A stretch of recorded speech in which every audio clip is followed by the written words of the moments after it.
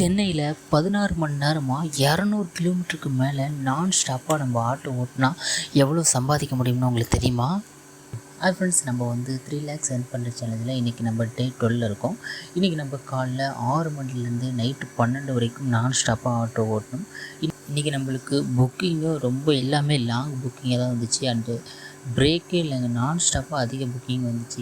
இன்றைக்கான எர்னிங்ஸ் எவ்வளோன்னு பார்த்தீங்கன்னா 4097 ரூபா இன்றைக்கான எர்னிங்ஸ். இதில் நம்மளுக்கு இன்றைக்கி செலவுன்னு பார்த்திங்கன்னா 323 ரூபாய்க்கு நம்ம கேஷ் போட்டோம்.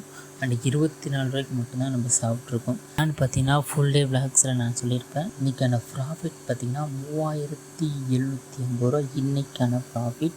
இதில் நம்ம டே 11 வரைக்கும் நம்ம எவ்வளோ சம்பாதிச்சிருக்கோம்னு பார்த்திங்கன்னா 21,966 ரூபா.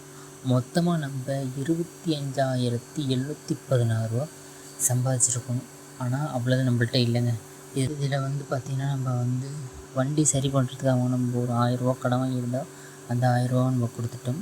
அண்ட் வீட்டு அண்ட் பர்சனல் யூஸ்ன்னு பார்த்திங்கன்னா 1972 ரூபா செலவாயிடுச்சுங்க.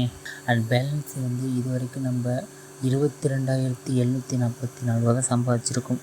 அண்ட் 3 லட்சம் சேர்க்கறதுக்குள்ளே ஏதாச்சும் ஒரு தடங்கல் செலவு வந்துகிட்டே இருக்குது.